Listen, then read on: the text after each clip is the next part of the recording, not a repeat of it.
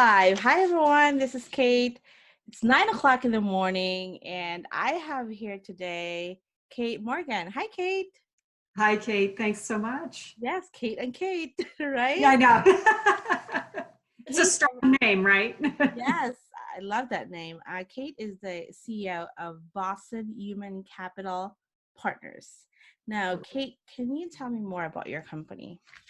Yeah, so I have two companies. So Mm. the one that makes me money, yes, is Boston Human Capital Partners.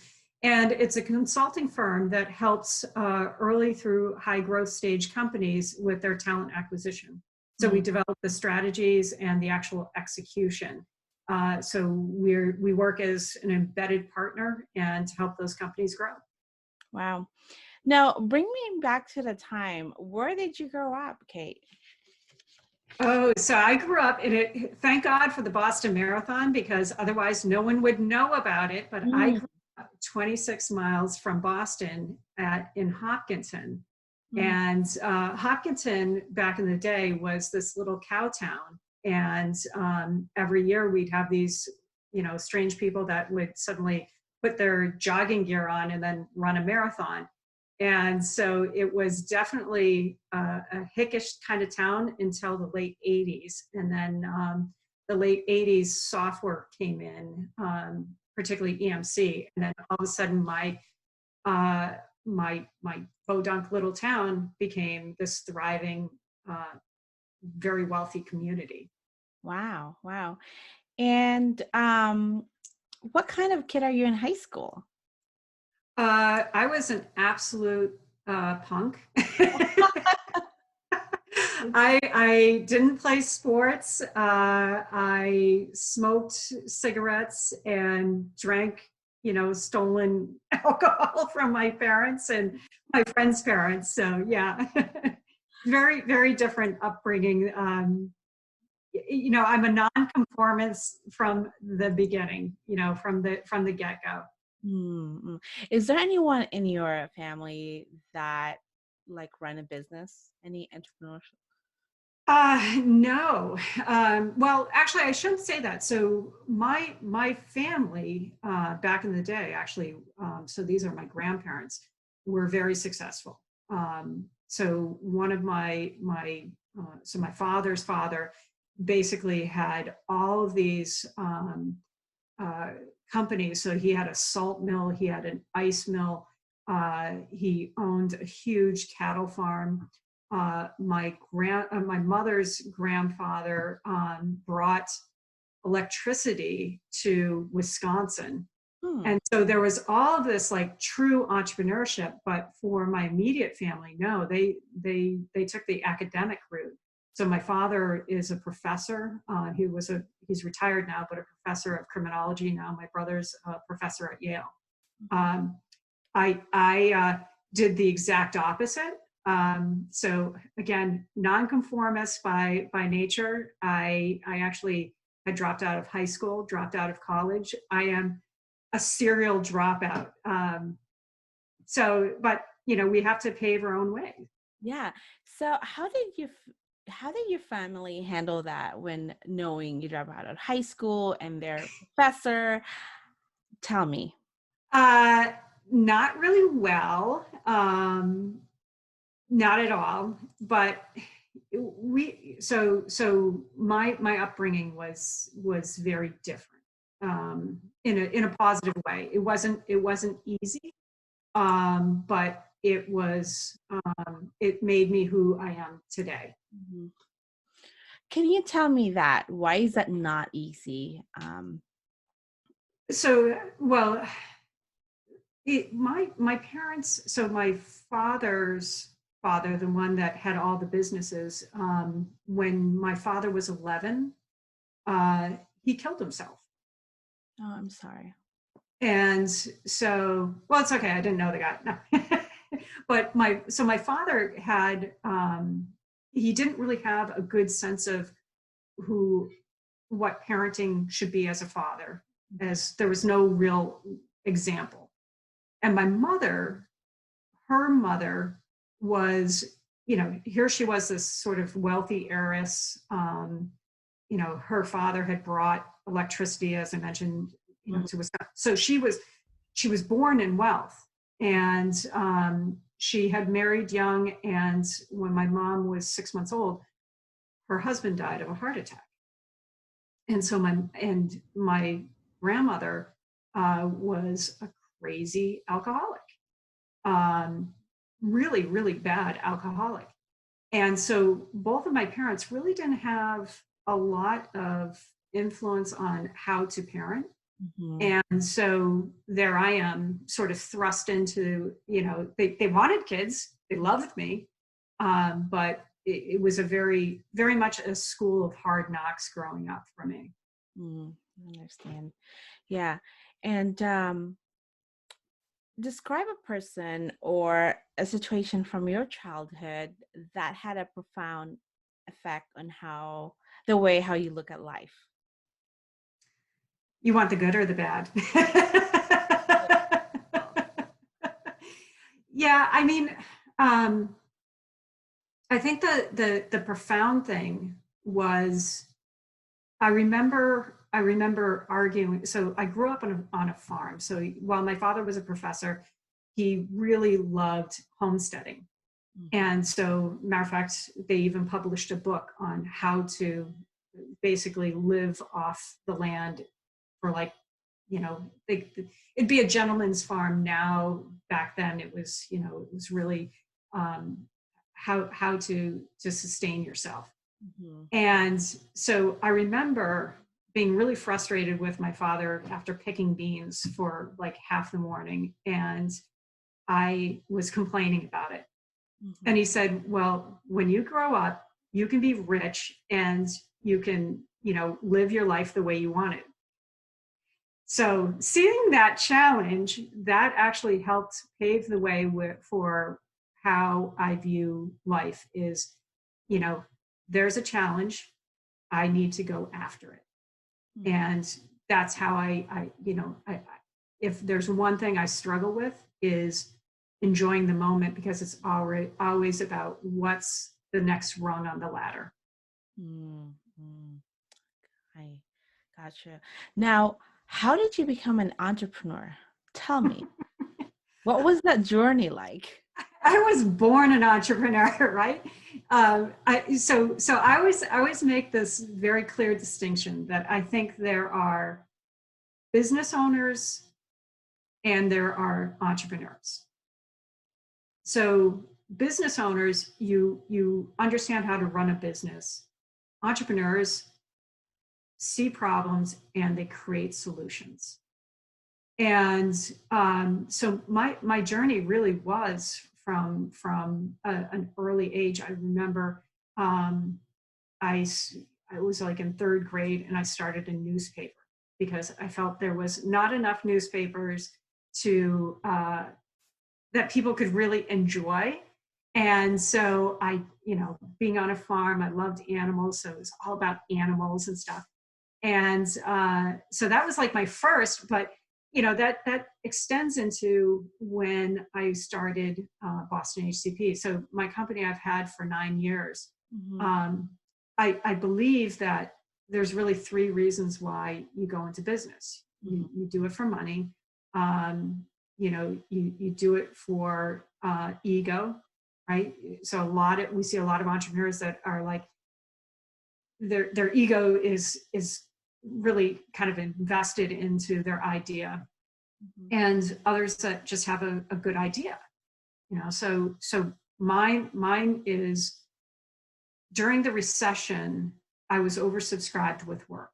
And so during that, I decided I couldn't refer work to people, Mhm. because I didn't think they operated at the same caliber. So I said, you know what, I'm just going to go ahead and I'm going to replicate myself. Because in a service-based or organization like myself, they need to expect the same level of service as you deliver. Mhm. And I felt like I could develop the training and develop employees to replicate what I do. And that's what I did. Wow. So, how much was your initial investment then? Was this you?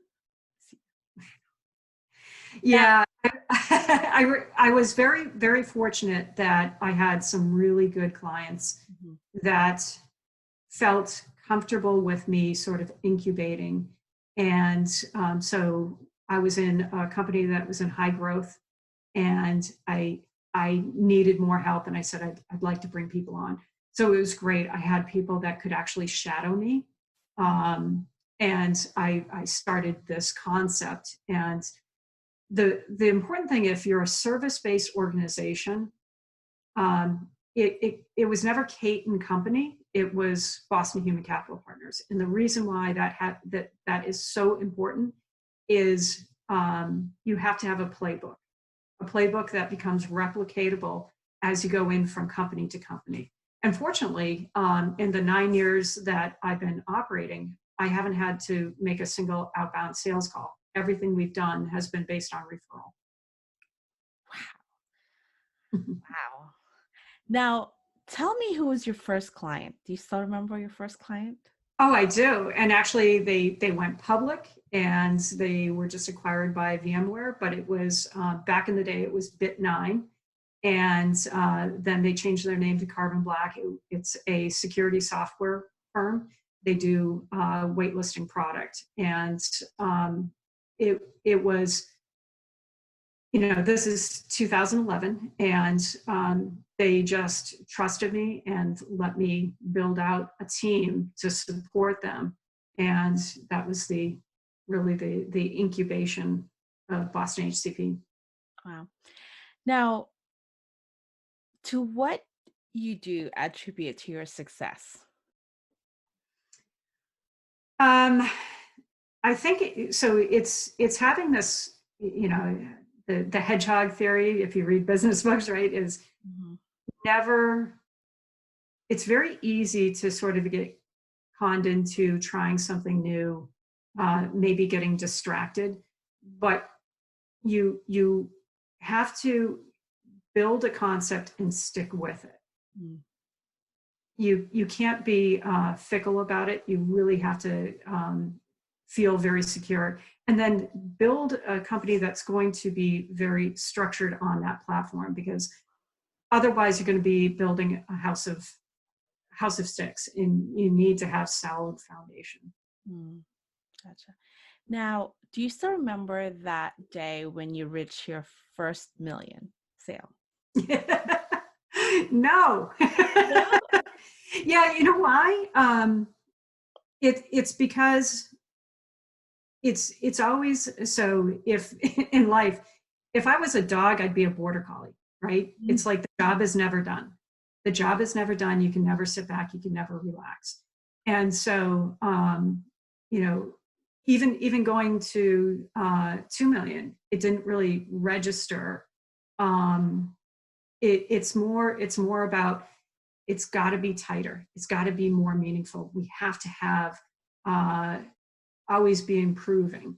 Mhm. If we're not the best, because I run a boutique. I never wanted to have a 100-person organization. I wanted to be um, thought of as the best of the best, Mhm. and that doesn't require hundreds of people. Wow. Now, so what do you look for in an employee? Because you mentioned you're a boutique. You don't want to have a big employee. So tell me, what do you look Yeah, yeah. So when we talk about hiring and firing to our core values, for? Hmm. we really do.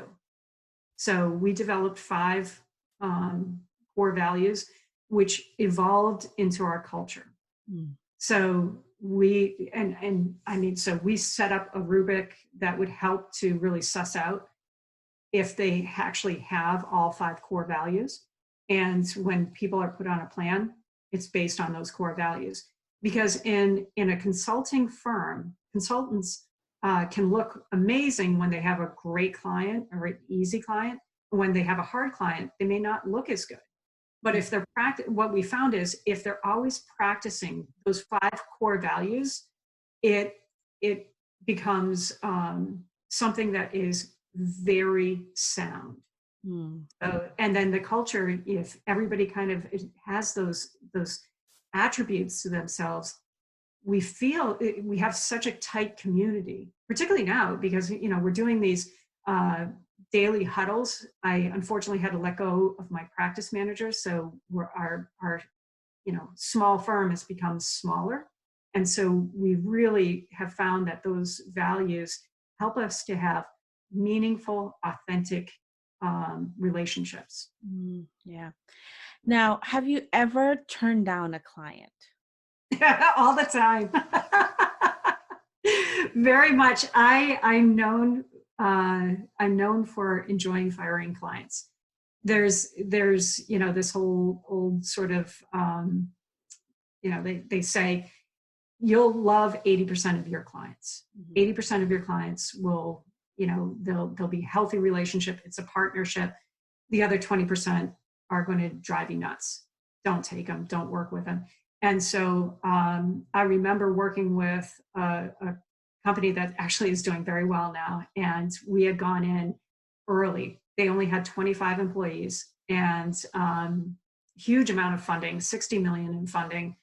And we fired them. And 6 weeks later, they begged us to come back. And I said, if we're going to have this meeting, I really want to sit down with all of the key stakeholders and make sure that we're all on the same page. And so I went in and I had 6 executives sitting there. And I said, I am super happy to come back on board. I'll bring my team on and we're going to do really well with this. But you have to abide by our rules because right now you're in and I explained that 80-20% split. Yeah. And I'm like, you guys are in the 20% right now. I love your boldness. You're a pain in the butt. I am 100% Boston. Yes. Yes. I remember I used to have a boss and said, I grew up in Boston and I'm going to tell you as it is and blah. So you either take it or you don't like it, you can leave. I actually learned so much from him. It's funny because we actually have a client that's based in Singapore. And I'm like, dial it down, because of course, culture has a big impact on your communication style. So being smart enough to, accommodate other communication styles. I get in trouble with that a lot in the Philippines. Culturally, I just don't fit. So I try to tone it down. So I learned a lot. Now, Kate, what have been the biggest challenge you've had to overcome?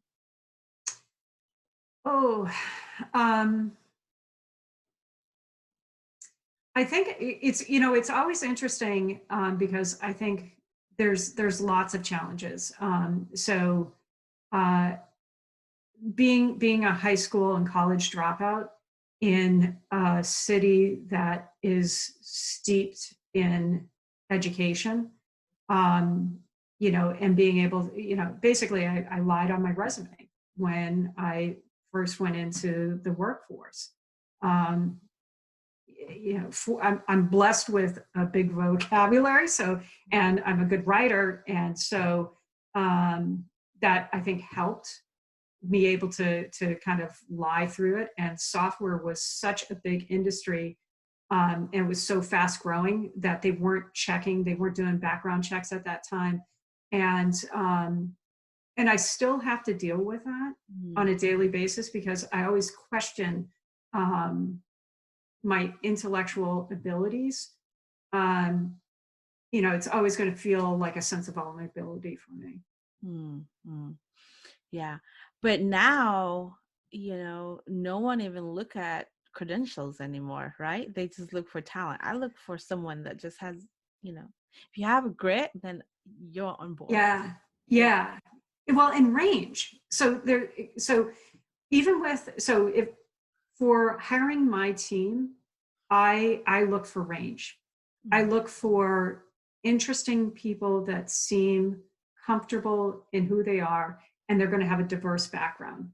I've always been impressed with people that maybe they had a bad choice of degrees. One of our top people that works for me, he was a waiter, and I had rented this room for 10 of my closest friends, and he came in, and it was like 6 course meal, and he came in and he would present the wine, and here he is sitting around, there's 10 executives, and we're laughing and drinking and everything, and he came in and he had this composure about him. And one thing I always have done is paid 100% of my employees' healthcare. Mhm. And knowing that wait staff usually struggles with, having to pay insurance, particularly in Massachusetts. So, I said to him, I'd love to talk to you. And by the way, I pay 100% healthcare. So I'm a real company. I'm not charging, a commission only kind of job. And he came in, and I look now for those kind of people because of the experience I came in, where you know, I have no pedigree. I have no pedigree. And that's okay, because if you have a high emotional intelligence, you can go so far. Well, that's very true. You know what? I can relate to you in that one because no one would hire me. I mean, no one would hire me, but it only takes that one boss that will give you a chance, and chances are you're gonna do it to your company. Yeah. Yeah. And one of my resort manager, she's actually a waitress of a small bar that I own, and I develop her, and now she's the resort manager, the highest paying. Um, What a fantastic story that is. You gave her an incredible break and a career path. That, I mean, I think that's what, as entrepreneurs, we have to look at. We have to be able to give them that next. Maybe we can't paint it out, step by step, but giving them a career path is so. It's what we need to do for our own companies. That's how we grow. You are nothing without your human capital. yes, absolutely. And she's my top performer, and she does exactly what I do. And so basically, I clone her, and I develop her from being a waitress to, everything can be learned, right? You Yeah, don't have to have a degree, just give them the process and procedure and guide, and yeah, they're the top performer. yeah, yeah. Well, and that's, because essentially what we do is recruiting. There's Yeah. no degree in recruiting, no degree. So, but having range and high emotional intelligence Mhm. helps them become super successful. Yeah. So basically, my company, I hire everyone pretty much there where no one would ever hire them. So I have the best team. It's a lot of work for Yeah. me, but in the long term, I have the best results and loyal. Yeah. Yeah, I was going the loyalty. loyal. Loyalty is so, so critical, Mhm. particularly in these times where people are scared. They're really scared about what the future will bring. And so if you have that trust, develop that, it can be super impactful. Yeah, I love giving people chances because Yeah. the return that you're getting, they're just. I mean, you can't buy loyalty. That just. No, and it's intrinsically rewarding. Mhm, absolutely. Now, Kate, what's your typical day now? This totally changed, right? Yeah. Well, so my day is comprised of agility, where I just have to, be moving from place to place. But I start my day. Um, I stretch for 35 minutes. Mm. I ground myself. I'm connected to the ground. I'm doing yoga type stretches. Um, there's I don't know if you have ever had anxiety, but with anxiety they always say, if you're feeling anxious, plant your feet on the ground, Mm. squarely on the ground, because it helps your body feel centered.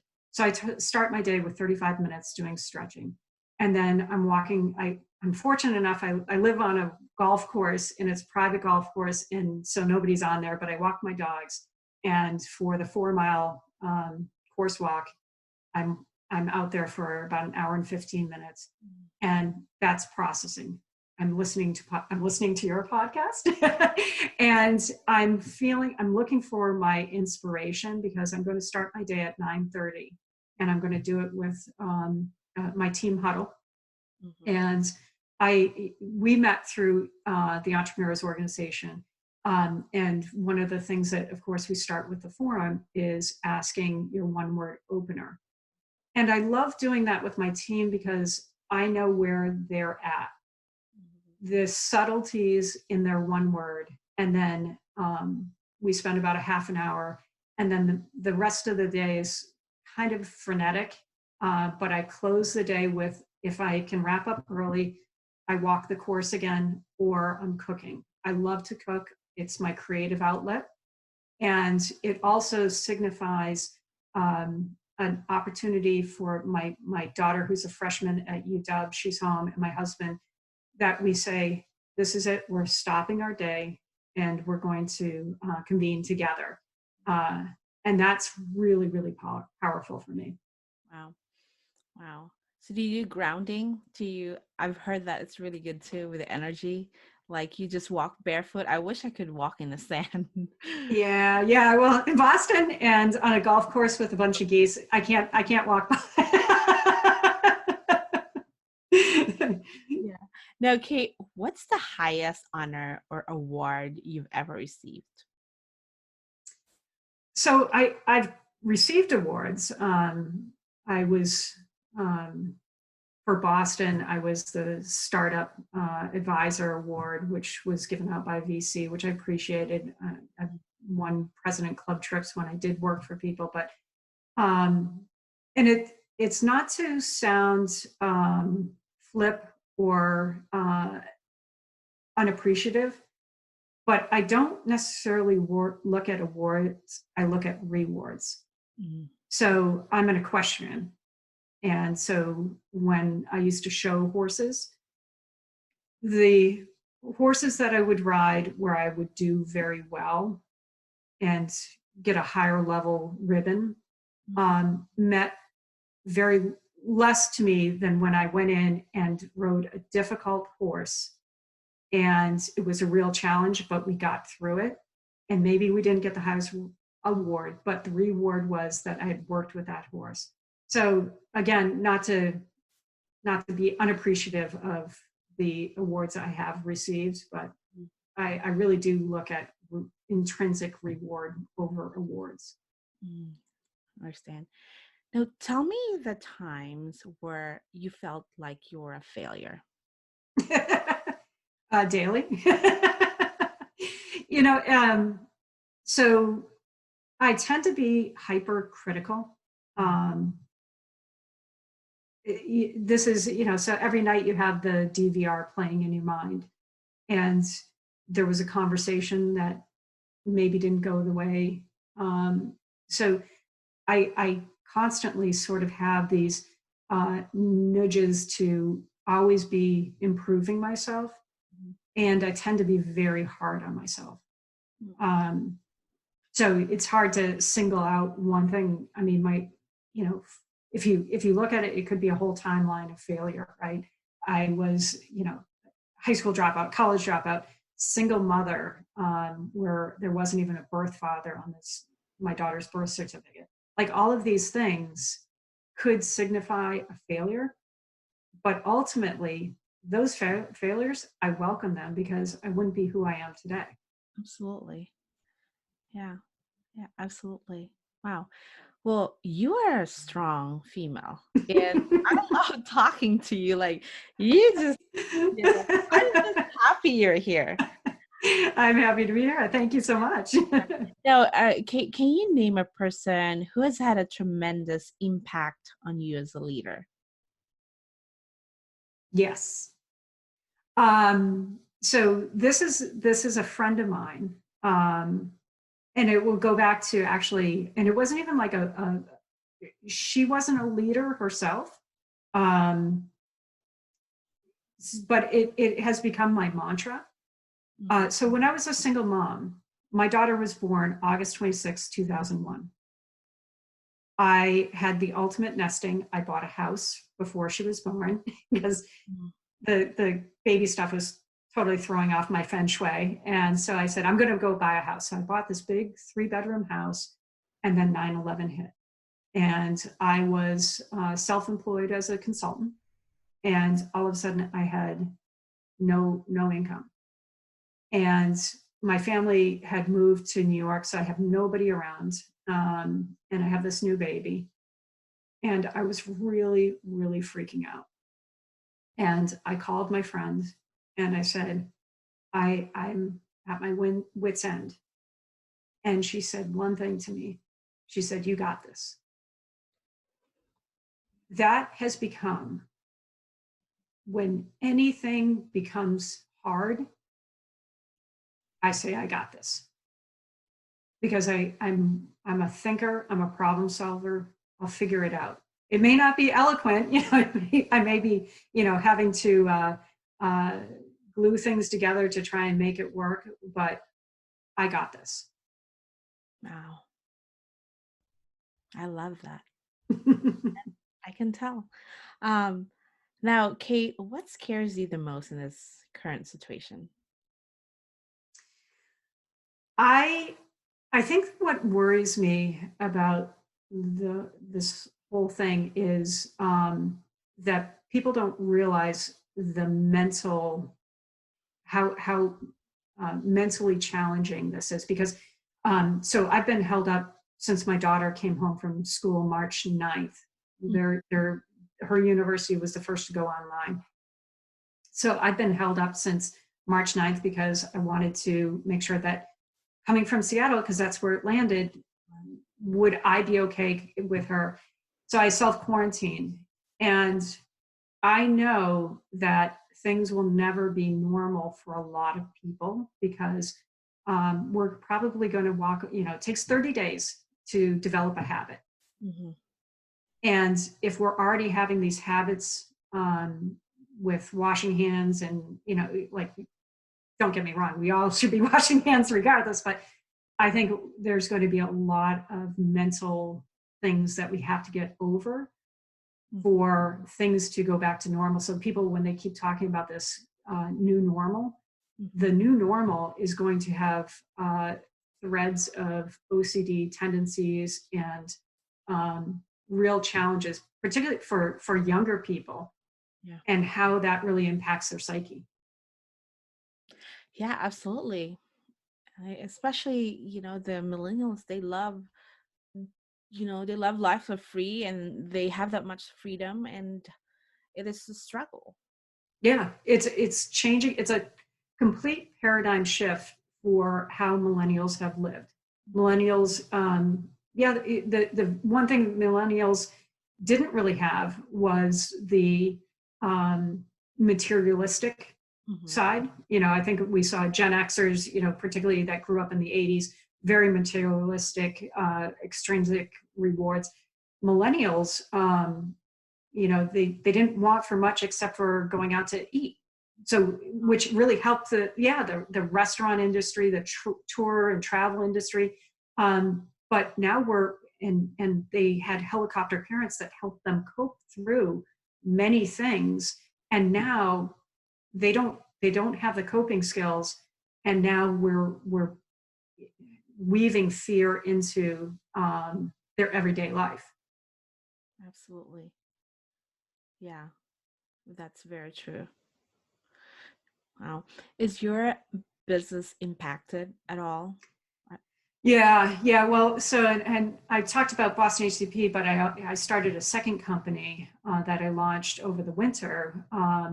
And so that company is actually, it's basically sort of Tupperware parties for the can of curious.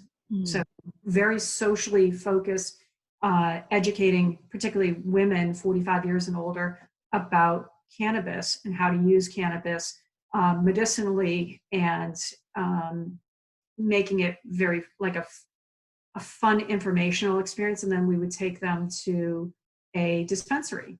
Well, we can't do that because social distancing, and you can't take them to restaurants, you can't take them to dispensaries. So that business actually had to be put on hold completely. Mm, Boston HCP has been impacted. When this first started going down, by mid-March, we had lost 4 clients, and then subsequently every week we've lost a client. mm, yeah, yeah.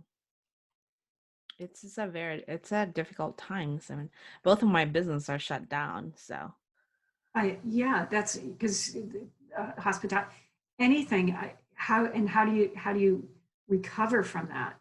Mhm. Even on an emotional level, forget the finance stuff. It's how do you rethink yourself?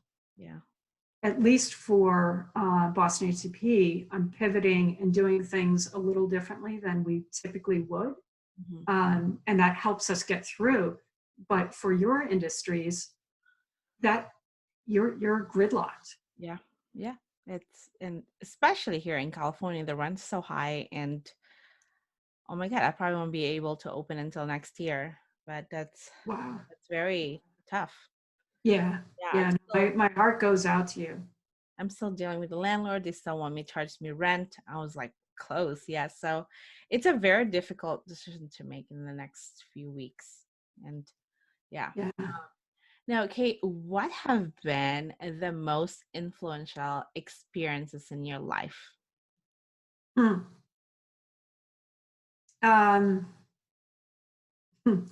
so so I am a strong person, and I met my husband when my daughter was 9 months old, and I had landed a consulting gig, and it was with this really early stage company, and he started kind of like flirting with me, but he's software engineer, so he's kind of geeky. So it was very subtle. And he kept asking me out. And I kept saying, no, like, and finally I said, you know what, fine, you can take me to dinner, but my daughter's coming. And so we did that. And it was a Thursday night. It wasn't really a date, it was just friends. That's how I was thinking about it. But I was also super broke. So I ordered lots of food so I could take the leftovers home. Mhm. And what became so influential about that moment was, after doing this for about 2 months, we were out, and my daughter, at this time she's 11 months old, so she's getting a lot more active, and she couldn't sit still during dinner, so it was like kind of getting complicated. And in my mind I was thinking, this is the last time I'm going out in public with my daughter.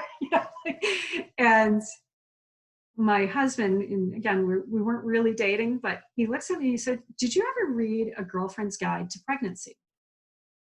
Mm. And anybody who's pregnant, if you have friends that are getting pregnant, get this book. It's sort of like Dr. Spock's manual if your girlfriend wrote it. So it's gritty, it's raw, it's very real parenting for babies kind of book. And I looked at him, I said, well, I did. That was my book while I was pregnant. Like, it meant so much to me. I said, how did you know about that? And he said, I wanted to know what it was like when you were pregnant. Mm. I was like, here's my heart. Because at all this time, for my entire life, 28 years, I was raised to not be vulnerable, not not be that person. And it, like, became so influential in the fact that here's a person that took the time, Mhm. even with this hard shell that I have, to figure out how to poke a hole in Yeah. Wow. That is a really good story. That is a wow. it. And he's so persistent. Yeah, He he was was. taking He was you to very. date for 2 months. He was, and he cracked the shell, and yeah. Wow. Now, Kate, if you could do it all over again, would you do the same thing? Why or why not?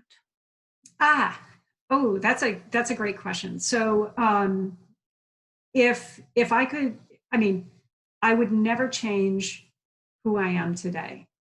But I've always wondered, like, if I was given a second life, and I like thinking of it as a second life as opposed to doing something over again.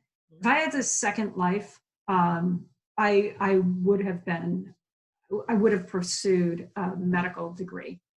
I really, I was a veterinarian technician for a while, for like 5 years. Enjoyed that immensely, and yeah. So my next life, I'll be that. It's so open, right? We might all change career in the next years. And what advice would you give to any aspiring entrepreneurs?